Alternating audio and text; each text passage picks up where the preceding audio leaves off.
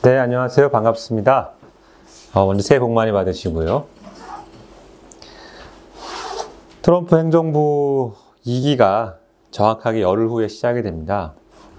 사실 굉장히 큰 여러 가지 변화가 예상이 되는데 현재 국내는 이 불행한 일이 일어나서 대응에 관한 어떤 에너지를 잘 모으지 못하고 있는 상태죠.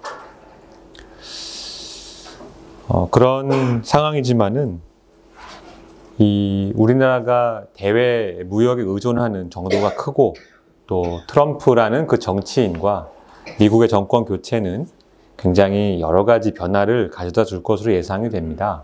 그래서 오늘은 이 트럼프 2.0 시대를 맞이해서 에너지 정책 측면을 주로 볼 거고요. 이 에너지 정책에 관련된 변화가 국제 관계에서 어떤 영향을 미칠지를 좀 말씀을 드리겠습니다. 전체적으로는 한 70분 정도 제가 설명을 드릴 거고요. 그 다음에 이제 전체 내용은 세 가지 파트로 되어 있습니다. 파트 1은 트럼프 2.0의 전체적인 기조, 그리고 이 트럼프 정권의 어떤 정치적인 구심력과 약점이 무엇인지. 그러니까 트럼프란 정치인은 말은 굉장히 세게 합니다. 그런데 그 사람이 말을 세게 하는 거는 본인의 버릇이기도 하지만 본인이 그만큼 기존 공화당 내에 지지 기반이 약하기 때문에 일종의 이제 충격과 공포의 전술을 쓰는 측면도 있습니다. 그래서 말을 액면 그대로 받아들이면 안 되고 트럼프 2.0의 그런 숨어있는 좀 약점을 살펴볼 거고요.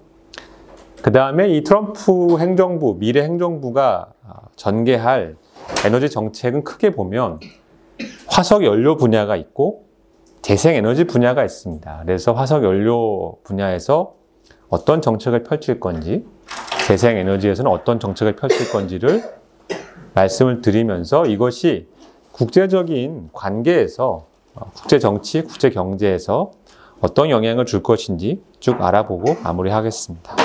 자, 에너지란 무엇인가로 시작합니다. 에너지란 사실 시대를 정의하는 힘입니다.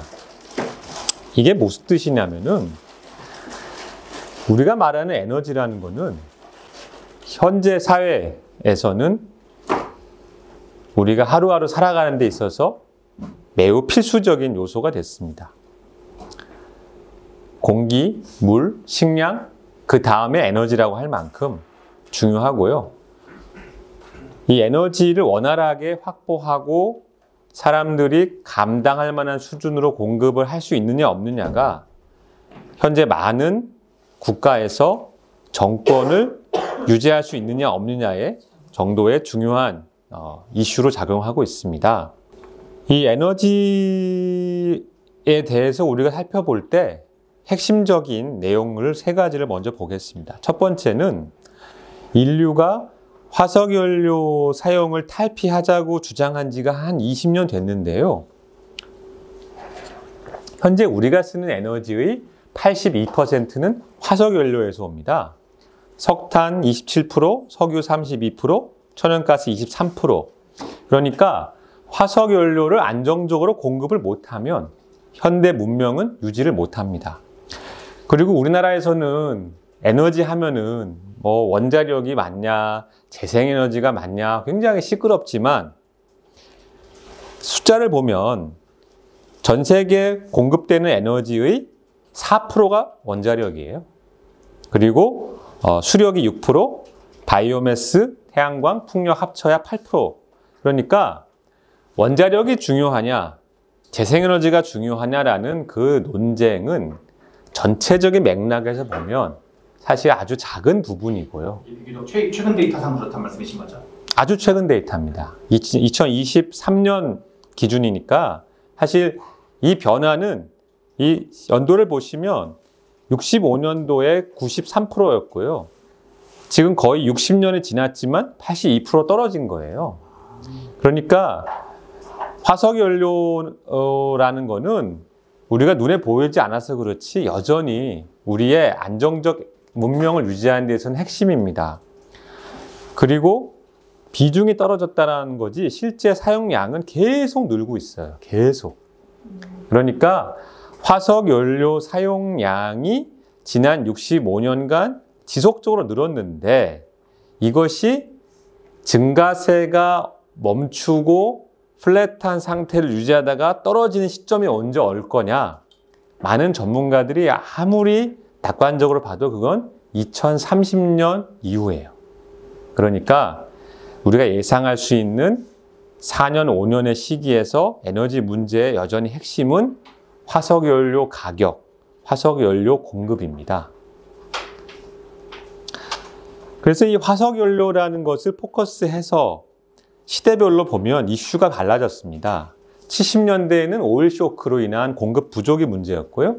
그 이후에 대응을 위해서 80년대에는 에너지 효율 개선이 핵심이었어요. 그래서 80년대에 일본 경제가 왜 급성장을 했느냐?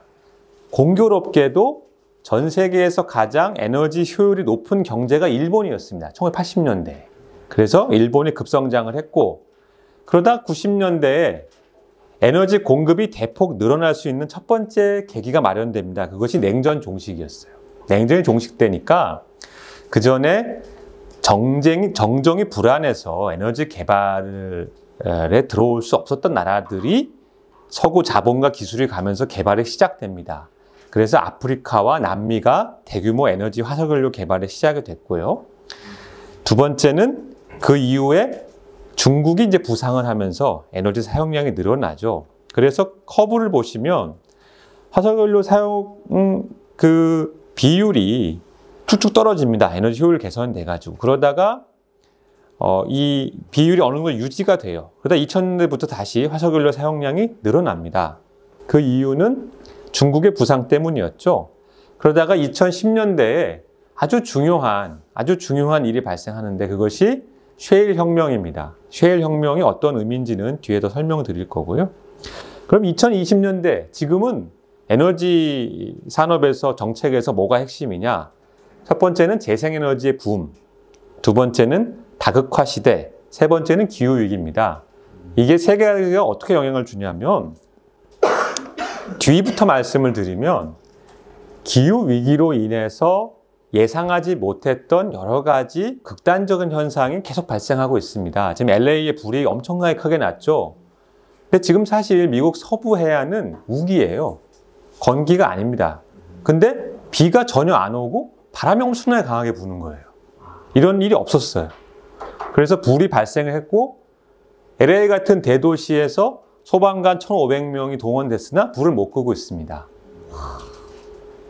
그러니까 기후위기로 인해서 기존의 시스템의 영향을 벗어나는 그런 사건이 발생하고 있고 두 번째는 냉전 종식 이후 미국 단극 시대에서 이제 다극 시대로 넘어가고 있고 미국의 힘이 빠지고 미국이 의도적으로 개입을 안 하면서 어떤 일이 벌어집니까?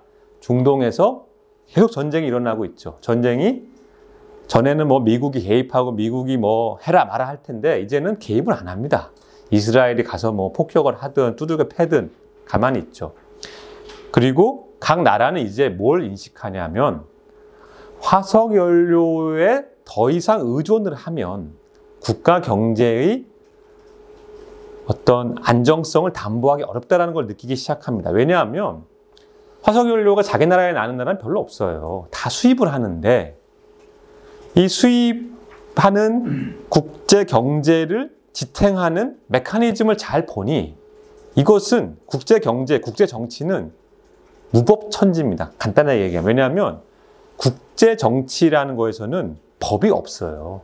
법이 없어요.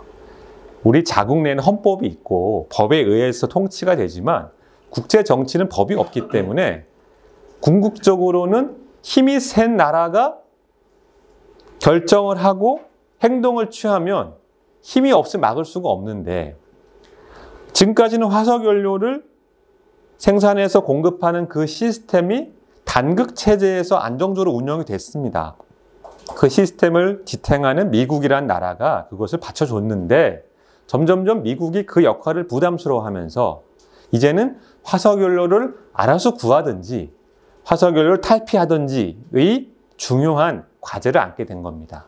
그래서 재생에너지 붐은 특히 이 시대적 사명, 시대적 요구사항을 굉장히 절박하게 느끼는 나라가 우리나라냐는 아니고요. 우리나라 바로 옆 나라인 중국입니다. 그래서 중국은 재생에너지에 목숨을 걸었는데 그 이유는 그들이 무슨 환경적인 도덕적인 책임감에 의해서 하는 게 전혀 아니고 국가 경제 안보를 위해서 그런 겁니다. 왜냐하면 언젠가 미국이 중국으로 가는 화석연료를 막아버리면 자기들은 죽을 수 있기 때문에. 그래서 이 재생에너지 붐, 다극화 시대, 기후위기 세 가지가 현 시대의 에너지 정책의 관통하는 키워드입니다. 그럼 이제 트럼프 2.0이 등장했습니다. 트럼프 2.0의 핵심 키워드는 마가죠, 마가. Make America Great Again. 이 말이 뭘 의미합니까? 자, 세 가지를 알 수 있어요. 첫 번째는 미국이 위대했던 시대가 있었다는 거예요. 근데 지금은 안 위대하다는 거죠. 그래서 다시 그렇게 만들겠다. 그러면 미국이 위대한 시대는 언제였느냐? 미국 사람들이 스스로를 생각하기에는 위대한 미국이란 평범한 중산층이 잘 사는 나라 시대였어요. 가장 그 위대한 시대를 맛봤던 가장 마지막은 언제였냐면은 1990년대였습니다. 그때 클린턴 시대 때 미국 경제가 일시적으로 아주 특별한 시기를 맞이했습니다. 경제도 잘 되고 재정 적자와 쌍둥이 적자가 일시적으로 해소되는 그런 시기가 있었거든요. 그 시대에 대한 그 이전, 훨씬 이전엔 1950년대, 60년대인데 이 평범한 중산층이 잘 사는 나라에서 현재는 어떤 나라가 됐느냐? 양극화가 심해졌어요. IT, 금융, 전문직은 아주 잘 사는데, 더 잘 사는데 그들은 사회에서 5% 미만이고요. 그 다음에 중산층의 일자리는 점점점 없어졌고 미국에서 제조업 일자리는 거의 300만 개가 없어졌어요. 지난 15년 동안. 그 300만 개의 일자리가 없어지면서 이민자가 계속 늘어나고 그 이민자들이 임금 인상을 막습니다. 이민자들은 낮은 돈으로도 일을 하니까. 그래서 여기에 끼어 있는 중산층의 불만이 계속 쌓여 있고 이것이 트럼프 2.0을 가져왔습니다. 해리스는 이 질문에 대해 답을 전혀 못했어요. 그 이유가 뭐냐? 뒤에도 보겠지만 민주당의 핵심적 지지 기반은 동북부와 서부의 엘리트인데 서부 해안에 이 두 지역은 IT, 금융 전문직이 발달한 곳이에요. 그리고 이민자가 와서 싸게 일해주면 좋은 곳이거든요. 그러다 보니까 민주당은 이번 트럼프뿐만 아니고 넥스트에서도 정권을 잡을 가능성이 상당히 현재 낮은 상태입니다. 근본적인 미국 경제의 변화를 민주당이 대응을 못하고 있었고요. 그러면서 이제 미국이 이 대중들은 뭘 원하냐면 고립주의를 다시 원하는 거예요. 미국 내부 문제부터 해결해라 이거예요. 뭐 세계가 이러고 저러고는 모르겠고 미국 내부 문제를 해결해라 하면서 이번 대선에서 나왔던 핵심적인 5가지 아젠다가 있었습니다. 일자리를 만들어라. 물가와 금리를 낮춰라. 세금을 깎아달라. 너무 과도한 PC 정책, Political Correctness. 그거 지겹다. 분명히 남자인데 왜 여자라고 운동 경기에 참여해가지고 내 애가 메달을 못 따게 하느냐. 이것이 진짜 좀 리얼한 이슈였어요. 그 다음에 이민자와 마약 문제. 이런 것들이 미국의 고민이고요. 이것에 대해서 트럼프가 약속한 건 뭐냐? 나는 실용적으로 최대한 빨리 이런 문제를 해결하겠다라는 겁니다. 제가 이제 개인적으로 미국 연방정부 공무원 친분이 있어가지고 이 트럼프 1기 때 이 사람하고 이제 밥을 먹으면서 물어보니까 뭐 개인의 의견이지만 저는 좀 인상 깊었던 게 그런 얘기를 했어요. 트럼프라는 사람은 말은 좀 이상하게 하지만 실행력은 최고다. 자기가 20년 공무원 했지만 오바마 때가 제일 문제가 많았고 막 정부가 비대한데 일은 되는 거 하나도 없었고 트럼프는 확실히 자기가 하겠다고 한 것은 한다. 저는 그 1기 때는 그나마 트럼프가 전문가적인 관료 집단에 의존했어요. 근데 2기는 다릅니다. 트럼프 본인이 4년을 준비했고 무슨 정책을 어떻게 펼칠까에 대한 굉장히 방대한 정책 패키지는 이미 다 만들어 놨어요. 그리고 그것을 강력하게 추진할 수 있는 자기 입맛에 맞는 돌격 부대로 지금 내각을 꾸미고 있죠. 그것마저도 부족해서 트럼프가 지금 누구를 영입했습니까? 일론 머스크를 영입해서 디파트먼트 오브 가버먼트 에피션시라는 듣도 보도 못한 연방정부 구조조정 전문 기구를 만들었습니다. 그러면서 머스크가 공언하기를 미국 연방정부 1년 예산이 7조 달러인데요. 그 중에서 2조 달러를 삭감하겠다. 연간. 네, 엄청난 거예요. 근데 오늘 GDP가 딱 2조 달러입니다. 네, 근데 오늘 이제 얘기한 게 2조 달러는 stretched goal, 그러니까 안 될 걸 뻔히 알지만 달려보자라는 거고 2조를 목표를 하면 1조는 하지 않겠느냐. 그러니까 이제 머스크가 생각하고 트럼프가 생각하는 것은 1조 달러의 연방정부 예산을 줄이겠다는 거고요. 그 줄인 만큼 뭘 하느냐? 세금을 깎는 겁니다. 그리고 세금을 깎아도 부족한 문제가 있어요. 미국은 지금 재정 적자가 심각한데 그 돈을 어디서 갖고 오느냐? 보편적 관세를 매겨서 외국의 수입품 가져온 데서 흡수한다는 겁니다. 이런 여러 가지 굉장히 강력한 개혁 정책을 트럼프는 어떤 스타일로 하느냐? 협상으로 합니다. 무슨 법을 만들어가지고 차근차근히 뭐 정책 만들고 이렇게 안 하고요. 충격적인 발언을 먼저 딱 합니다. 예를 들어서 그린란드를 팔아. 예, 황당한 얘기잖아요. 그래서 이제 트럼프가 진짜 그린란드를 살려고 하는 거냐. 예, 그렇게는 대부분 보지 않아요. 원하는 것은 그린란드에 미군 기지를 늘리고 싶다. 예를 들어 진짜 원하는 게. 그러면은 그린란드에 미국 기지를 늘리고 싶어 하면 시간이 오래 걸리지만 야 그린란드 나 사고 싶어 이러면 덴마크가 놀라가지고 원하는 게 뭐야 할 수 있겠죠. 미군기 늘리고 싶어. 이것이 트럼프의 방법입니다. 그리고 트럼프는 대중들에게 뭐 언론을 통하고 정당을 통해서 소통하지 않아요. 그냥 SNS 바로 때려버립니다. 바로 때려요.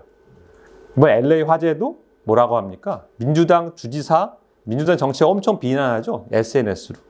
그리고 행정명령으로 법보다 먼저 시작하는 데다가 이번에 공화당이 미국 상원과 하원을 다 장악했어요. 과반이 넘었죠. 그러니까 트럼프 2.0은 1.0보다 더 과감하고 빨리 진행될 겁니다. 그럼 왜 이렇게 트럼프가 안달복달하느냐? 그것은 근본적으로 미국의 경제 체제가 지속 가능하지 않기 때문입니다. 왜냐하면 재정 적자 문제가 너무나 심각해요. 지금 미국은 GDP의 약 5% 정도 재정 적자가 발생합니다. 그런데 2008년 금융위기와 2020년 코로나 극복을 위해서 돈을 엄청나게 풀었고요. 그 돈을 푼 것에 빚을 갚아야 되잖아요. 그 빚을 갚으려고 하니까 어떻게 됩니까? 빚을 갚으려면 빚을 또 내야 되는 거예요. 빚의 악순환이 돼가지고 미국 의회에서 이 미국의 재정을 분석한 결과는 앞으로 이렇게 가면 빚이 점점점 늘어난다는 거예요. 그래서 다시 2008년 외환 위기처럼 GDP의 10%를 부채가 발생한 나라가 된다. 그럼 잘 생각해 보세요. 미국 경제가 엄청나게 거대하지만 많은 경제학자들이 보기를 재정 적자의 한계는 3%로 봅니다. 3% 정도 수준이면 채권자들이 참고 기다릴 수 있다는 거예요. 3% 정도 재정 적자인데 망하겠냐? 근데 만약에 10% 재정 적자다? 그럼 어떻게 됩니까? 10% 재정 적자면요. 10년이면은 GDP만큼 빚이 생기는 거예요. 적자인 거예요. 그럼 그런 경제가 발행하는 채권을 믿고 살 수 있습니까? 못 사겠죠. 즉, 현재 미국 경제가 이런 식으로 가면 미국 채권이 가격이 붕괴됩니다. 그럼 미국 채권 가격 붕괴 막으려면 금리를 계속 높여야 돼요. 채권 발행 금리를 지금 4.5%인데 5%, 6%, 7% 금리를 채권을 만들지 않으면 안 사요. 그러면 어떻게 되느냐? 채권 금리가 높으면 주식시장이 무너지고 기존 채권 가격이 폭락하고 부동산 시장까지 연쇄적으로 영향을 주게 됩니다. 즉, 미국은 2008년 금융위기와 2020년 코로나 위기를 빚으로 덮어버린 거예요. 근데 공교롭게 그 빚으로 덮어버린 그 숙제를 지금 누가 떠안았느냐? 트럼프가 떠안은 겁니다. 이 문제는 민주당, 공화당 정권의 문제가 아니에요. 이건 미국 자체의 문제인데 이것을 해결할 수 있는 방법은 딱 두 가지가 있습니다. 하나는 세금을 왕창 늘리든지 아니면 지출을 줄여야 됩니다. 비슷한 문제를 일본도 안고 있어요. 그래서 일본은 어떻게 하고 있냐면 세금을 계속 늘리고 있습니다. 일본이 부가세가 없었어요. 근데 지금은 10% 똑같아요. 우리하고. 그리고 이렇게 가면 일본도 유럽처럼 부가세가 25%까지 늘어나야 됩니다. 유럽의 복지국가도 똑같은 문제를 겪었고요. 유럽 복지국가는 어떻게 해결했습니까? 세금을 엄청 늘렸죠. 부가세 25%에 소득세 45%. 그게 유럽의 기본 공식입니다. 그럼 미국은 유권자들이 그런 길은 난 죽어도 못 가겠다는 거예요. 그래서 세금은 늘릴 수 없고 지출을 줄이자는 겁니다. 그러면서 트럼프가 제시한 세 가지 환상적인, 저는 이걸 환장 패키지라고 하는데, 왜냐하면 이루어질 수가 없는 얘기예요. 자, 법인세를 깎겠다. 보편적인 관세를 매기겠다. 연방정부 지출을 감소시키겠다. 근데 트럼프에 주어진 시간은 2년밖에 없어요. 왜냐하면 미국은 2년마다 중간선거를 하니까 중간선거에서 만약에 트럼프가 지면 어떻게 되느냐. 공화당이 지면 트럼프는 연임이 불가능하기 때문에 넥스트가 없거든요. 그러니까 트럼프는 이 세 가지 정책을 2년 안에 강력하게 추진을 해야 되는데 그러다 보니까 굉장히 강력한, 좀 제가 볼 때는 강한 발언과 충격과 공포를 많이 사용할 것으로 예상이 됩니다. 그래서 트럼프가 집중하는 것은 국방비의 지출을 감소하는 겁니다. 미국이 연간 사용하는 국방비가 8,600억 달러예요. 이 지출은 나토 전체의 연간 국방비 지출 1조 3천억 달러의 약 70%거든요. 자, 트럼프 입장, 미국 입장은 뭐냐면 이거예요. 우리가 국방비를 이렇게 엄청나게 쓰고 잘 보니 미국은 80개 국가의 군사기지가 750개예요. 미국 빼고. 그러니까 미국의 유권자들 입장에서는 아니 국방비를 이렇게 엄청나게 쓰고 미국 군인이 죽고 다치고 그 사람들 케어하는 데 들어가는 엄청난 많은 돈들을 도대체 왜 쓰느냐는 거예요. 왜 이렇게 많은 국방비를 쓰고 왜 이렇게 많은 군사기지를 운영하느냐? 심각한 챌린지가 있습니다. 그 이유는 돈을 이제 너무 많이 쓰고 연간 1,200조 원을 쓰고 있죠. 국방비로. 엄청난 돈인데 연방정부 지출의 절반이에요. 국방비가. 예. 그래서 국방비 이렇게 많이 쓰는 이유는 미국 국방비를 쓰는 3대 축이 있습니다. 1축이 서유럽, 러시아를 막자는 거고요. 2축이 동북아시아, 한국과 일본에 미군 기지가 140개가 있어요. 한국과 일본에 140개가 있는데 이 미군 기지가 중국을 견제하고 있죠. 세 번째가 중동에 미군들이 중동의 치안을 지키고 있었는데 최소한 중동은 철수한다는 거예요. 왜냐하면 과거에는 중동에서 미국이 기름과 가스를 수입하다 보니까 그걸 지키려고 미군이 가 있었는데 이제는 그럴 필요가 없거든요. 그래서 중동 지역 철수는 미군의 아프간 철수부터 시작을 해서 지금 매우 빨리 진행이 되고 있고 대중국 방어선도 더 이상 미군이 직접 안 하겠다. 동맹국을 이용해서 한국과 일본이죠. 한국, 일본, 대만을 이용해서 중국 방어선 구축하겠다. 그리고 뭘 요구합니까? 최근에 유럽한테 폭탄 선언했죠. 미국은 GDP의 4% 국방비를 쓰니까 유럽도 그만큼 써라. 그만큼 안 쓰면 미군 나토에서 나가겠다. 니네가 알아서 푸틴을 막든지 말든지 나는 신경 안 쓰겠다. 이랬단 말이에요.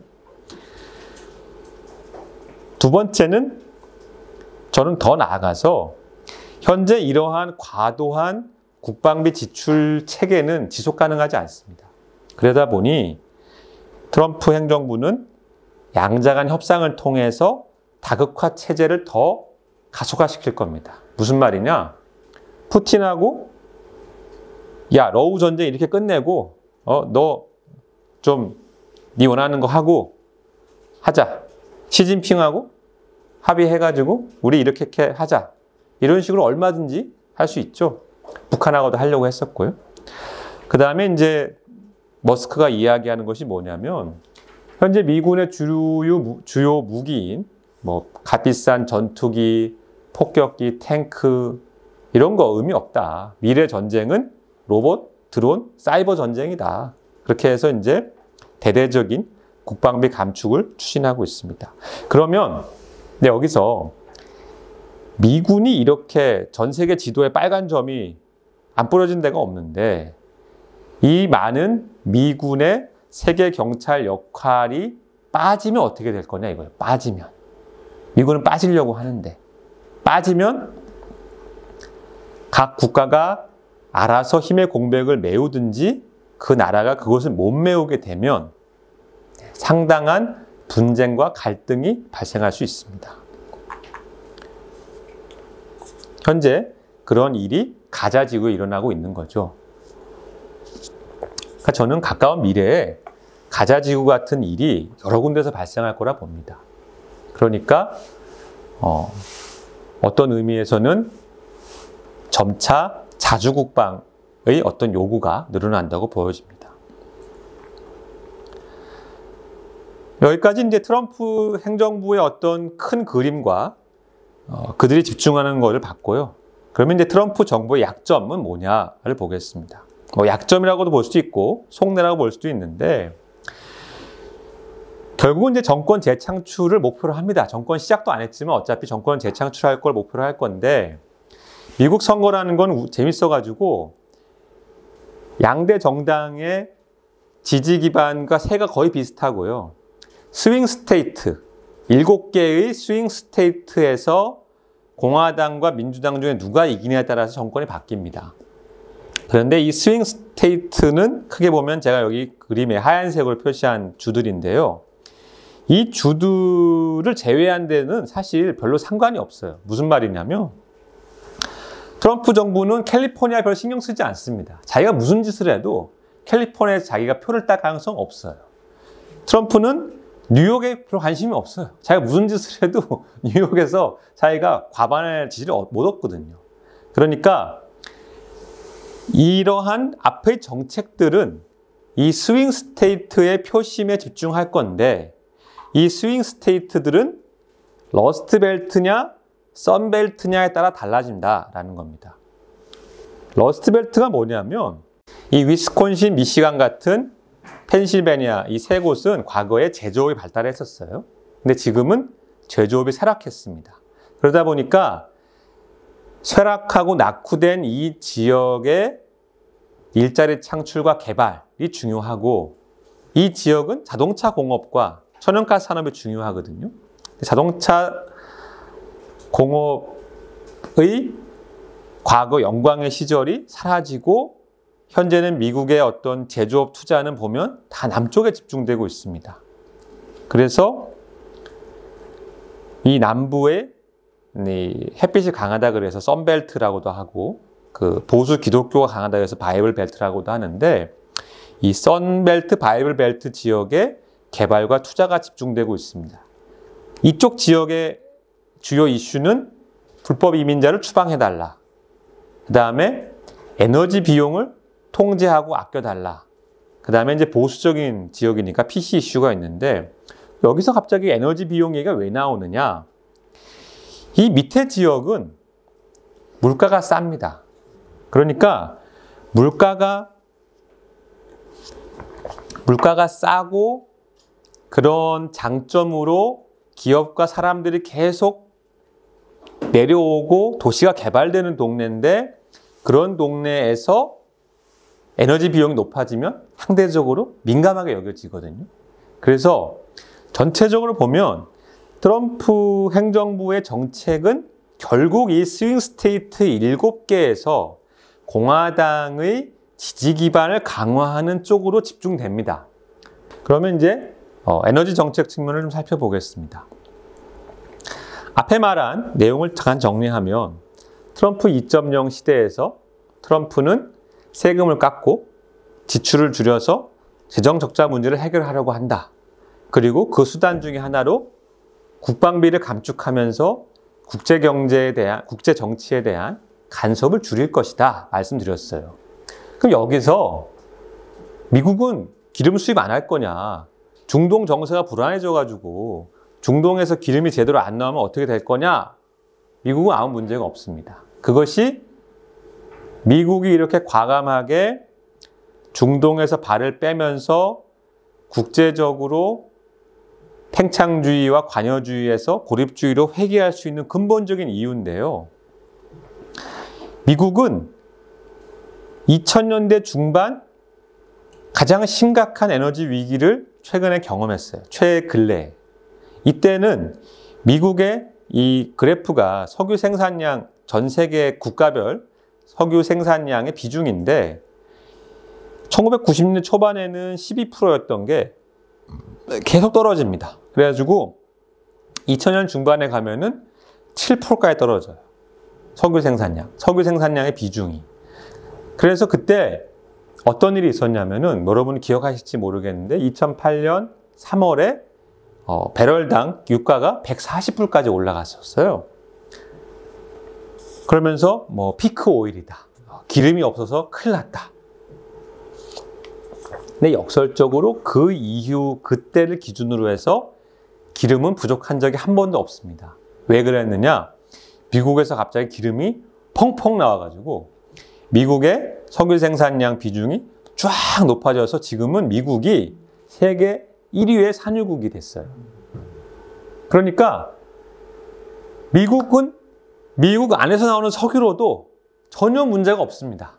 뭐 일부 이유가 있어서 약간 이제 석유를 수입하고 수출하곤 하지만 근본적으로는 미국은 이미 석유가 넘치는 나라예요. 남아 돌아요.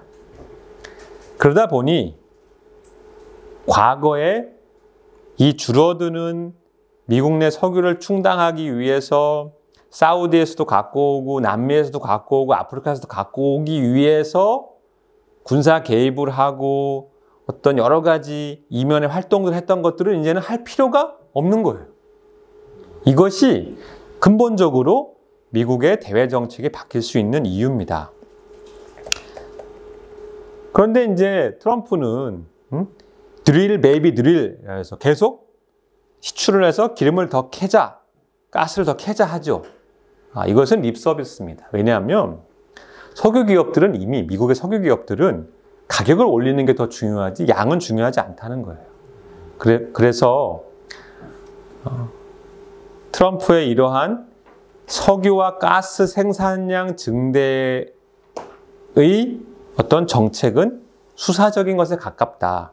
다만 비용을 낮추는 건 중요해요. 비용. 그러니까 가격을 올릴 수는 없다. 예를 들어서 가격을 올릴 수가 없으면 이익을 내려면 어떻게 됩니까? 비용을 낮추면 되겠죠. 근데 미국이란 나라는 독특한 게 우리나라는 땅에서 기름이 나면 그게 누구 겁니까? 국가 거죠. 미국은 땅에서 기름이 나면 땅 주인 거예요. 그런데 이제 지금 미국의 석유를 캐는 기업들이 보니까 사유지에서 기름을 캐면 자기가 임대료를 많이 줘야 되는 거예요. 근데 연방정부 땅 혹은 바다 여기는 임대료가 훨씬 쌉니다. 사유지에 비해서. 그러니까 트럼프가 내세우는 게 뭐냐면 연방정부의 토지, 바다, 그 다음에 알래스카는 그 전체가 특별주라 그래가지고 알래스카 전체가 연방정부 관할이거든요. 이 세 군데를 개방해서 여기서 기름을 캐겠다라는 겁니다. 근데 여기서 기름을 캐더라도 석유 기업들 입장에서는 지금 전 세계적으로 기름 수요가 뭐 그렇게 막 많지가 않은 상황에서 굳이 많이 캘 이유는 없습니다. 그래서 생산량이 폭발적으로 늘거나 기름가격이 폭락하지는 않을 것이다. 다만 생산 비용을 낮추기 위한 그런 이제 행정부 차원에서의 행동을 취할 것으로 보입니다. 그럼 이러한 미국의 에너지 석유 자급자족, 가스 자급자족은 국제정치적으로 어떤 영향을 주는가를 보면은 1980년대부터 지금까지 변화를 보면 미국은 지속적으로 석유 수입량을 늘려왔어요. 80년대에는 200만 배럴 수입하다가 정점에 달았던 2008년에는 700만 배럴을 수입했습니다. 그러다가 2011년에 중국과 미국이 서로 크로스하죠. 중국이 더 많은 양을 수입하게 됐고요. 현재는 단일 국가 기준으로는 중국이 가장 많은 석유를 수입합니다. 거진 800만, 900만 배럴을 수입해요. 기름을. 그리고 이 40년, 45년의 세월 동안 에너지 수입 문제를 해결하지 못한 대륙이 있죠. 그게 유럽이에요. 유럽을 보시면 그때도 600만 배럴 이상을 수입했고 지금도 거의 1000만 배럴의 석유를 수입합니다. 석유와 천연가스와 석탄 수입을 합니다. 그러니까 화석연료 자급자족에 성공한 미국은 2008년을 기점으로 해서 미국의 쇠락론, 미국 쇠퇴론, 유럽 부상론, 이제 시중에 지금은 도서관에 가면 그런 책이 있어요. 유러피안 드림이라는 책이 있습니다. 보셨던 분들도 계실 텐데, 유럽이 미래다. 미국은 이제 망했다. 미국은 끝났다. 지금 황당한 얘기죠. 지금 보면. 그 기점이 언제냐? 이때입니다. 에너지라는 강력한 무기를 미국의 손에 쥐면서부터 미국은 이제 4가지 그 국제 정치를 좌우하는 4개의 무기가 있는데요. 하나는 에너지, 두 번째는 식량, 세 번째는 금융, 네 번째가 군사력입니다. 4가지 축에서 미국은 이때 에너지를 잃었지만 2008년까지 에너지에 대한 통제력을 잃으면서 힘들었지만 현재는 4개를 다 다시 장악했죠. 그러다 보니까 현재 미국의 그 막강한 어떤 힘을 느낄 수가 있는데 역설적으로 이것은 중국의 약점을 무엇인지 알 수가 있습니다. 지금 중국은 단일 국가로는 거진 유럽 전체만큼 화석연료를 수입하고 있어요. 근데 이 수입을 대부분 어떻게 하느냐? 바다를 통해서 합니다. 그럼 지금 바다는 누가 장악하고 있습니까? 미국이 장악하고 있죠. 그러니까 지금은 너무 그게 당연해가지고 우리가 짐을 컨테이너로 해서 미국에 보내고 유럽에 보내고 아프리카에 보내고 하면은 잘 도착할 걸로 믿잖아요. 그렇게 된 게 불과 몇십 년 안 됐어요. 아주 옛날에 어땠습니까? 해적이라는 게 있었죠. 바다라는 거는 어떤 국가의 통제력이 닿지 않는 곳이거든요. 그러니까 국가의 영해를 벗어난 공해 지역에서 누가 와서 깡패짓을 하면 어떻게 됩니까? 그것은 어떤 물리력으로 막아야 되는 거거든요. 그 역할을 지금 미국이 전 세계에 하고 있는데 중국 입장에서는 그게 언제 어떻게 바뀔지 모르는 거예요. 어느 날 갑자기 미국이 중국 너 불량 국가야 하면서 중국 배는 통행 금지 하면 어떻게 될까요? 바로 타격을 받겠죠. 지금 트럼프가 이것을 시도하고 있습니다. 이게 무슨 말이냐?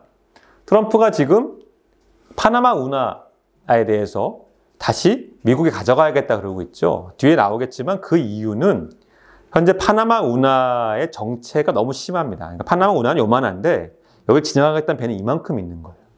그러다 보니까 미국 트럼프 행정부, 미국에서의 미국 에너지 기업들의 불만은 파나마 운하를 미국 국익에 우선적으로 배정하라 이거예요. 근데 파나마 운하를 현재 가장 많이 왔다 갔다 하는 배들은 중국의 짐을 실은 컨테이너선이거든요. 그러니까 미국의 속내는 뭐냐? 파나마 운하를 내가 장악을 해가지고 미국 우선으로 그 운하를 운영하고 싶다는 거예요. 근데 이것은 파나마 운하라는 하나의 어떤 특징적인 지점에서 이것이 한번 시작되면 어떻게 될까요? 미 해군이 전 세계 바다를 자기 마음대로 컨트롤하면 중국은 큰일 나는 거죠. 그래서 중국은 사활을 걸고 화석연료 수입량을 줄이지 못하면 우리는 큰일 난다. 우리한테 주어진 시간이 많지 않다라고 느끼는 겁니다. 미국도 그 중국의 약점을 잘 알고 있죠. 두 번째로 미국은 석유의 자급자족을 성공하고 천연가스는 전 세계에서 가장 싼 수준을 유지하고 있습니다. 그래서 지금 미국은 2024년에 천연가스 가격이 평균 2.21달러였는데 우리나라는 얼마였느냐? 11달러예요. 우리나라 11달러. 그러니까 미국의 천연가스는 우리나라의 5분의 1입니다. 가격이. 근데 우리나라나 유럽이나 동부가 평균 가격이 10에서 12달러니까 미국은 다른 경쟁 지역에 대비 천연가스 가격이 5분의 1인 거예요. 그럼 천연가스 가격이 싸다는 걸 뭘 의미하느냐? 전기도 싸다는 걸 의미합니다. 그래서 미국의 천연가스 전기는 세계 최저가입니다. 그럼 석유는 왜 안 그러느냐?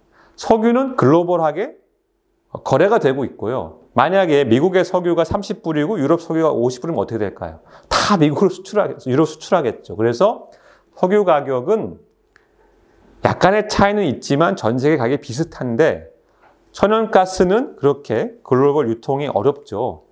가스니까. 전기는 유통이 불가능합니다. 그러다 보니 점점점 미국의 에너지 가격이 매우 낮은 상태라는 것이 중요한 국가 간, 지역 간 경쟁력 차이로 연결됩니다.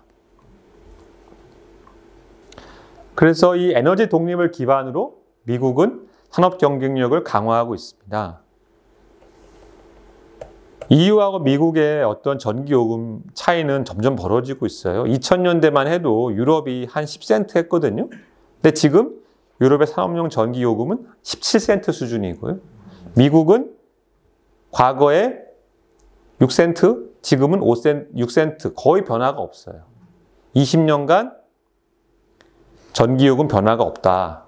한국은 어떻게 됐을까요? 여기 그래프 나와 있지 않지만 한국은 2000년보다 지금 산업용 전기요금이 2배 이상 올랐어요. 그러니까 미국의 산업용 전기요금은 세계 최저 수준이고요. 근데 이건 미국 평균이고 미국의 민주당이 강한 동북부와 캘리포니아는 전기요금이 높습니다. 그리고 아까 말씀드린 선벨트, 동남부 그 지역은 전기요금이 쌉니다. 그렇다고 뭐 공화당이 예뻐가지고 그쪽 전기를 싸게 주는 게 아니고 이거는 지리적 문제와 인프라 문제가 있는데 어쨌든 미국이 전기요금이 매우 싸다. 앞으로도 매우 쌀 것이다라는 전망은 미국의 전기 다소비, 제조업이 새로 투자를 하고 AI 데이터 센터 같은 전기를 많이 필요로 하는 새로운 미래 성장 산업이 가는 중요한 이유가 되고 있습니다. 그래서 뭐 뒤에 나오지만 현재 전 세계에서 산업용 전기요금이 제일 싼 나라는 미국이고 그와 비슷한 수준을 유지한 나라는 중국입니다. 두 나라가 산업용 전기요금이 매우 싼데 이 두 나라는 공교롭게도 석탄과 석유, 천연가스를 어마어마하게 많이 쓰고 생산을 합니다. 그러니까 이제 여기서 이제 그런 딜레마에 직면하게 되는 거예요. 뭐냐면 기후위기 대응을 위해서 뭔가 화석연료를 적게 쓰자, 세금을 더 내자, 여러 가지 그런 좋은 조치들을 취했던 유럽은 경제적으로 망가지고 또 이 비싼 비용 때문에 많은 세금 때문에 점점점 더 어려워지고 반대로 화석연료를 지금도 펑펑 쓰고 있는 유럽과 중국은 잘 나가니 어떤 일이 발생합니까? 유럽의 유권자들이 가만히 있겠습니까? 가만히 안 있죠. 그래서 정치 지형도 변하고 있습니다. 그래서 에너지 문제로 유럽은 심한 어려움을 겪고 있어요. 유럽의 전기요금, 가스요금은 2015년부터 2020년까지는 비교적 안정적으로 유지되다가 이것이 2020년부터 2021년 사이에 가격이 급격하게 흔들리는 조짐이 나타납니다. 왜 그랬냐? 재생에너지 비율이 높아지면서 바람이 안 불고 햇빛이 안 비친다랄지 반대로 너무 바람이 많이 분다랄지 이런 날씨에 의존한 에너지 시스템이 변동성이 증가되는 문제가 있었는데다가 2022년에 전쟁이 터졌죠. 러시아, 우크라이나. 그러면서 그 전쟁으로 인해서 러시아에서 가져오던 값싼 천연가스가 끊기면서 많이 줄어들면서 독일의 전기와 가스 요금은 2022년과 23년에 그 기존 대비 2배 이상 크게 폭등하게 됩니다. 그래서 그 여파가 지금도 진행되고 있다 보니까 독일 같은 경우에 에너지를 많이 사용하는 그런 제품들의 생산은 현재 20% 이상 줄었어요. 그 독일이 이 화공산업의 메카였거든요. 근데 독일에서 그런 여러 가지 화공산업들이 공장을 폐쇄하고 철수하고 있고요. 그것을 독일이 2022년, 23년에 무엇으로 메꿨느냐? 자동차 산업이 일시적으로 나쁘지 않았는데 지금은 어떤 일이 일어나고 있습니까? 전기차 전환이 가속화되면서 독일의 자동차 산업도 역풍을 맞고 있죠. 그러니까 유럽의 문제는 이런 겁니다. 전환을 하면서 이 전환의 과정에서 일시적인 취약점이 발생하는데 어떻게 공교롭게 가장 취약한 시즌에 전쟁이 터지고 그 전쟁으로 엄청난 비용이 발생을 했는데 여기 대에다가 플러스 알파가 발생하는 게 지금 트럼프가 뭘 요구합니까? 국방비를 늘려 이거예요. 여러분 돈이 없는데 국방비를 늘리라는 거예요. 그러면 어떻게 되느냐면 기존에 사용했던 복지 비용을 줄여야 되고 에너지 전환에 투입했던 투자를 줄여서 그걸로 탱크 사고 폭격기 사고 총 사야 되는 거예요. 그러니까 유럽의 이러한 문제는 1, 2년으로 끝날 문제가 아니고 이것이 뭐 그 해에 햇빛이 짱짱하고 바람이 분다고 해결될 문제가 아니에요. 굉장히 심각하게 오래 갈 수 있는 문제고 어떤 의미에서 유럽이 역설적으로 러시아를 에너지 공급 파트너로 다시 붙잡지 못하는 한 이 문제는 해결이 어려울 수 있습니다. 그래서 현재 유럽은 러우 전쟁의 여파가 향후 5년 이상 지속될 가능성이 매우 높고 유럽의 정치 지형이 이러한 문제를 인해서 매우 빠른 속도로 우파 지향적인 방향으로 바뀔 수 있다. 얼마든지. 오스트리아가 이제 극우 정권이 들어섰죠. 독일이 다음 달 총선입니다. 독일 다음 달 총선에 지금 극우 정당이 원내 2당이 될 가능성이 매우 높아요. 그러니까 자 프랑스도 지금 우파, 극우파가 2당이고 오스트리아 1당, 독일이 2당. 이 세 개의 핵심 독일과 프랑스 흔들리고 있죠. 영국도 흔들리고 있고요. 정치적으로 이탈리아는 이미 이제 극우파가 집권을 했었고요. 그래서 유럽 전체가 우파 지향적인 지점으로 흔들릴 수 있을 가능성이 매우 높고 이것은 아까 말씀드렸지만 에너지 정책에서 화석연료를 외부에서 수입하는 그 약점을 극복하지 못해서 맞는 역풍인 겁니다. 역으로 중국 입장에서는 뭘 느끼겠어요? 우리도 만약에 이렇게 해외에서 수입하는 화석연료에 의존하다가 만약에 미국하고 붙었는데 미국이 딱 목을 조여서 중국 경제가 박살나면 공산당이 계속 정권을 잡을 수 있는 보장이 없는 거죠.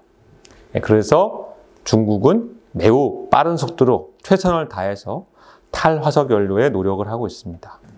미국은 이제 자급자족을 넘어서서 에너지를 수출하겠다라고 나서고 있습니다. 그 가장 첫 번째 제품이 LNG입니다. 현재 미국은 전 세계 LNG 수출국 1위고요.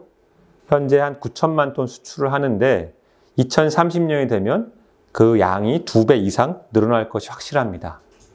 그럼 이제 이걸 누군가 사줘야 될 거 아니에요? 그걸 누가 사줄까요? 누가 사줘야 될까요? 네, 우리나라가 사야 됩니다. 왜냐하면 그게 트럼프 스타일이에요. 트럼프가 이제 이미 공언했죠. 한국이 미국이 안보에 무임승차하고 있고 한국이 1년에 미국한테 그 비용 1조 원도 안 내는데 말이 되냐. 5조 원 늘리든지 미국산 물건 왕창 사든지 해라. 근데 사실 우리나라가 지금 대미 무역 흑자가 너무 많아요. 사람들이 숫자를 잘 모르는데 우리나라가 대미 무역 흑자가 지금 400억 달러가 됩니다. 1년에. 400억 달러. 엄청난 돈이죠. 이거를 이 엄청난 대미 무역 흑자 때문에 안 그래도 뭐 바이든 해리스가 재선되더라도 사실은 좀 압박이 예상됐는데 트럼프 같은 정치가가 가만히 있겠습니까? 제가 볼 때는 이제 한 2월 정도 되면 막 청구서 날라올 건데 예. 네, 그런 식으로 소위 안보 비용에 있어서 미국한테 큰 소리를 칠 수 없는 유럽과 동북아시아는 무조건 미국 LNG를 많이 사야 됩니다. 예, 그렇게 이제 흘러가고 있고, 근데 이 문제에 있어서 아까 말씀드린 파나마 운하 병목이 문제가 되고 있어요. 오른쪽에 그림을 보시면 이제 미국이 23년도에 아시아에 이렇게 LNG를 수출을 하고 있는데 사실 미국 LNG는 대부분 그 동남부 지역 텍사스 쪽에서 나오거든요. 그러면 이제 파나마 운하를 통해서 아시아로 오면은 제일 단거리예요. 근데 파나마 운하를 통해서 온 그 물량은 전체의 40%도 안 되거든요. 빙 돌아서 수에즈 운하를 거치거나 아니면 아예 아프리카 밑을 돌아서 갑니다. 왜냐? 아까 말씀드렸듯이 파나마 운하가 너무 붐비니까. 그래서 이제 이게 미국에 뿔난 거예요. 아니 꼴도 보기 싫은 저 수입품 수입하느라 왜 저 귀한 운하를 활용을 못하느냐. 그래서 파나마 운하에 대한 통제권을 강력하게 확보를 할 것이고, 저는 개인적으로 현재 트럼프가 지금 신년부터 불을 지른 게 있죠. 4가지. 캐나다 51번째 주가 되라. 그린랜드를 팔아라. 네. 파나마 운하를 다시 가져가겠다. 그 다음에 걸프 오브 멕시코 이름을 걸프 오브 아메리카로 바꾸겠다. 이 4가지가 사실은 푸틴이 이런 주장을 했으면은 어떻게 되겠습니까? 매도당했겠죠. 예. 트럼프가 한 이 4가지는요, 보통 얘기가 아니에요. 누가 와서 우리나라에 야 동해가 아니고 이제부터 일본 해야라고 선언하면 어떻게 되겠어요? 난리 나겠죠. 네. 왜냐하면 걸프 오브 멕시코를 만약에 걸프 오브 아메리카로 바꿨다라고 하면 그 다음이 뭐냐 이거. 그 다음이 이 걸프 오브 아메리카니까 왜 걸프 오브 아메리카에 멕시코 땅이 있냐? 이거 역사적으로 우리 거야. 그러니까 이 4가지가 다 참 황당한 이야기들인데 저는 그 중에서 최소한 파나마 운하는 진심이라고 봅니다. 파나마 운하는 진심이다. 그래서 과거 또 파나마는 미국이 침공한 역사도 있어요. 그러다 보니 파나마 운하에 대한 통제권 이슈는 굉장히 중요하고 이것에 있어서는 중국도 그 나라의 실질적인 사활 이익이 걸려 있어요. 왜냐하면 중국에서 물건을 파는데 파나마 운하를 통해서 가면은 운송비가 100원 드는 거. 이용 못하면 어떻게 됩니까? 운송비가 200원, 300원, 400원 들겠죠. 안 그래도 관세네, 보편적 관세네, 여러 가지가 문제인데 거기다가 물류 비용까지 더 내라고 하면은 중국으로서는 참을 수가 없는 문제가 될 수 있죠. 그래서 파나마 운하 문제는 굉장히 중요할 것으로 봅니다. 그 가져갈 수 있는 법적 근거가 뭐 있어요? 역사적인 근거라는 거. 파나마 운하는 원래 미국 자본으로 건설을 했고요. 그래서 그 토지 이용권을 100년을 처음에 확보했었어요. 그리고 그게 끝나는 시점에 서로 청산을 했죠. 파나마 정부하고 미국하고 청산을 하면서 이제 처음에 이것을 만든 공로와 등등등을 해서 이제 얼마 돈을 주고 해서 사실 거래는 끝났어요. 끝났는데 이제 미국 트럼프 특유의 억지를 쓰는 거죠. 파나마는 당연히 뭐 말도 안 되는 소리 하지 마. 이러고 있죠. 근데 이제 극단적으로 미국이 이제 공수부대를 다시 보내가지고 그 누가 뭐라 하겠어요. 그래서 파나마 운하 문제는 좀 심각하게 앞으로 봐야 될 것으로 봅니다. 그다음에 이제 미국은 LNG를 사실은 뭐 동맹국에 이렇게 강제로 팔아넘기는 건 한계가 있어요. 진짜 LNG를 많이 팔고 싶으면 중국하고 인도에 팔아야 됩니다. 근데 지금 중국하고 인도는 러시아랑 이 에너지 얼라이언스를 맺고 있어요. 그게 무슨 말이냐? 러시아가 이제 아까 세계 3대 산유국인데 한 1000만 배럴 나옵니다. 하루에. 근데 이 산유량이 이제 좀 줄었지만 여전히 높은 수준을 유지하고 있고 수출을 하고 있는데 러시아 자국 내에서 한 250만 배럴 쓰고 나머지 수출을 합니다. 근데 현재 보면 이 수출량이 전쟁 이후에 인도가 2배 이상 늘었고 중국도 양이 많이 늘어가지고 인도와 중국이 러시아 원유의 절반 이상을 소화를 합니다. 그러면은 왜 그러느냐? 싸다 이거예요. 왜냐면 국제 유가가 한 70불 하거든요, 배럴당. 근데 이 러시아산은 60불 넘어갈 수가 없게 돼 있어요. 생션이라는 걸 해가지고. 그러면 이제 여러 가지 이유로 국제 시세보다 싸게 원유를 사니까 우리나라 정유사가 바보입니까? 우리도 사고 싶죠. 근데 러시아 원유를 사면 어떻게 되느냐? 미국의 제재를 받게 돼 있어요.